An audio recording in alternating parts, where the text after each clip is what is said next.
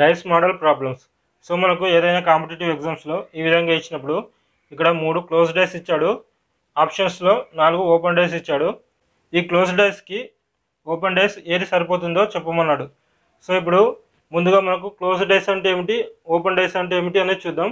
So open dice అంటే డైస్కి ఎన్ని ముఖాలు ఉంటాయి? 6 ముఖాలు కదా. ఆ 6 ముఖాలు అనేది మనకు క్లియర్గా కనబడాలన్నమాట. సో ఇక్కడ చూసినట్లయితే ఆప్షన్ 1లో ఈ 6 ముఖాలు అనేది, ఆప్షన్ 1, 2, 3లో 6 ముఖాలు అనేది మనకు క్లియర్గా కనబడుతున్నాయి. సో ఇవి ఓపెన్ డైస్. సో ఈ ఓపెన్ డైస్లో ఇక్కడ ఫస్ట్ ఆప్షన్లో ఎఫ్కి డి ఆపోజిట్, బికు ఈ ఆపోజిట్, ఇంకా మిగిలిపోయింది ఏంటి? C and A. సో సికు ఏ ఆపోజిట్. ఇక్కడ ఆప్షన్ 2లో బికు డి ఆపోజిట్, సికు ఈ ఆపోజిట్, ఇంకా మిగిలిపోయింది ఏంటి? A and F. సో ఏకు ఎఫ్ ఆపోజిట్. అంటే ఇక్కడ ఒక డైస్ ఇడిచిపెట్టి ఇంకో డైస్ ఆపోజిట్లో ఉంటాయి అన్నమాట. సో ఇక్కడ మూడోది చూసుకున్నట్లయితే బికు ఎఫ్ ఆపోజిట్, ఏకు డి ఆపోజిట్, ఇంకా మిగిలిపోయింది ఏమిటి? C and E. సో సికు ఈ ఆపోజిట్. ఇప్పుడు ఫోర్త్ ఆప్షన్ చూసినట్లయితే ఏకు సి ఆపోజిట్, డికు బి ఆపోజిట్, ఇంకా మిగిలిపోయింది ఏంటి? E and F. సో ఈకు ఎఫ్ ఆపోజిట్. ఇది ఓపెన్ డైస్. ఇక క్లోజ్ డైస్ ఎలా ఉంటాయంటే, క్లోజ్ డైస్ అనేది క్యూబ్ షేప్లో ఉంటాయన్నమాట. అంటే 3 ముఖాలు మనకు కనబడతాయి, ఇంకా 3 ముఖాలు అనేది ఓపెన్గా ఉండవు.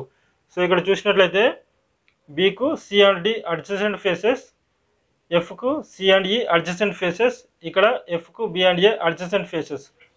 అంటే బికు C and D adjacent faces అంటే డికు బి అండ్ సి కూడా అడ్జసెంట్ ఫేసెస్ అవుతాయి. అదేవిధంగా సికు బి అండ్ డి కూడా అడ్జసెంట్ ఫేసెస్ అవుతాయి. సో ఇక్కడ ఎఫ్కు C and E adjacent faces అంటే ఈకు F and C adjacent faces అవుతాయి. అదేవిధంగా సికు F and E adjacent faces అవుతాయి.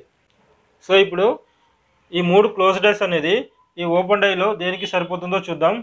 సో ముందుగా మనం ఈ 2 చూసుకున్నట్లయితే ఎఫ్కు C and G adjacent faces, ఎఫ్కు B and A adjacent faces, ఇంకా మిగిలిపోయింది ఏమిటి?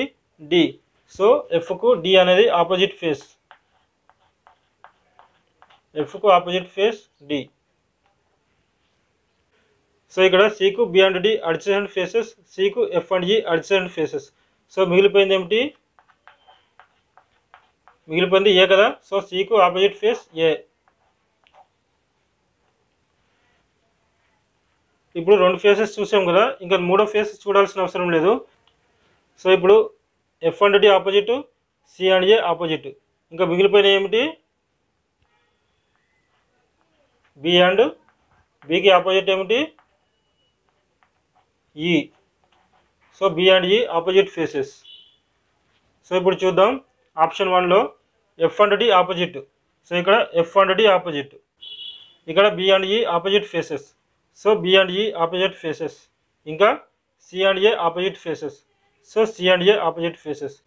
సో మనకు ఆప్షన్ 1 అనేది కరెక్ట్ ఆన్సర్. ఓకే ఫ్రెండ్స్, ఈ వీడియో మీకు నచ్చినట్లయితే లైక్ చేయండి, షేర్ చేయండి.